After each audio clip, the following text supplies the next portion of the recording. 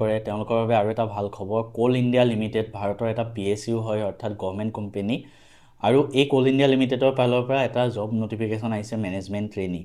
total 660টা post আছে ভাবা total 660টা post এইকেইটা অকল ইঞ্জিনিয়াৰিঙৰ কাৰণেহে হয় আৰু এটা পোষ্ট আছে ইয়াতে MA ইন হিন্দী ঠিক আছে তো কি হয় আমি অকণমান ডিছকাছ কৰোঁ আগতে কৈ থওঁ এই ডিটেইল নটিফিকেশ্যনটো তোমালোকে আমাৰ ডেছক্ৰিপশ্যনত লিংক দিয়া আছে তাত গৈ ক্লিক কৰি চাব পাৰা কোনোবাই যদি ইনষ্টাত চাই আছা বায়'ত লিংক দিয়া থাকে ৱেবছাইটত তাত গৈ তোমালোকে চাব পাৰিবা ঠিক আছে তো ইয়াতে ফাৰ্ষ্ট কথা অনলাইন ফৰ্ম কেতিয়াৰ পৰা আৰম্ভ হ'ব 12 মে তাৰিখৰ পৰা আৰম্ভ হ'ব লাষ্ট ডেট থাকিব 11 জুন তো এই তাৰিখটোৰ ভিতৰত তোমালোকে এপ্লাই কৰিবা টোটেল 660টা পোষ্ট তাৰ ভিতৰত কি আছে জানানে তাৰ ভিতৰত চিভিলৰ 168টা 178 ইলেক্ট্ৰিকেলৰ বাবে 221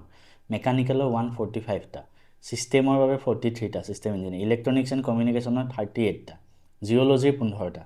ইণ্ডাষ্ট্ৰিয়েল ইঞ্জিনিয়াৰিঙৰ 11টা ৰাজভাষা মানে হিন্দীৰ বাবে 5টা আৰু কোম্পানী ছেক্ৰেটাৰী 4টা ঠিক আছে আৰু এটা কথা এই প্ৰত্যেকটো ব্ৰাঞ্চৰ আণ্ডাৰত 4-5টা ব্ৰাঞ্চ এলিজিবল হয় যেনেকৈ ইলেক্ট্ৰনিক্স এণ্ড টেলিকমিউনিকেশ্যন বুলি আছে তাত তাৰ আণ্ডাৰত ইলেক্ট্ৰনিক্স কমিউনিকেশ্যনটোও হ'ব ইলেক্ট্ৰনিক্স এণ্ড ইনষ্ট্ৰুমেণ্টেশ্যনো হ'ব তো এই গোটেই ডিটেইলখিনি তোমালোকে ডিটেইল নটিফিকেশ্যনটোত চাবা আমাৰ ডেছক্ৰিপশ্যনত লিংক দিয়া থাকিব তাত গৈ ঠিক আছে এডুকেশ্যন কোৱালিফিকেশ্যন কি লাগিব চোৱা এতিয়া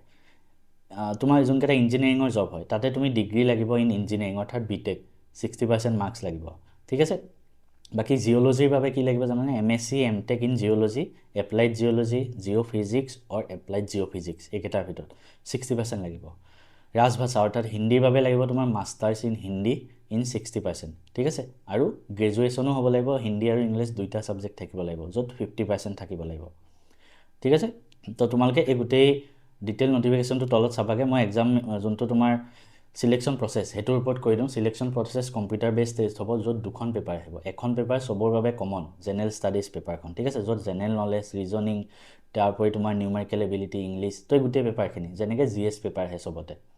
তো সেইখন হ'ব সেকেন্ড পেপাৰখন হ'ব প্ৰফেশনাল নলেজ অৰ্থাৎ তুমি যোনটো ব্ৰাঞ্চৰ হয় যোনটো ব্ৰাঞ্চৰ পৰা এপ্লাই কৰি আছা সেই ব্ৰাঞ্চটোৰ ৰিলেটেড কুৱেশ্যন আহিব সেকেন্ড পেপাৰখনত আৰু এটা কথা কোনো নিগেটিভ মাৰ্কিং নাই ইয়াতে প্ৰত্যেকটো প্ৰশ্ন 1 নম্বৰকে থাকিব ঠিক আছে সো ভিডিওটো কেনেকুৱা লাগিল জনাবা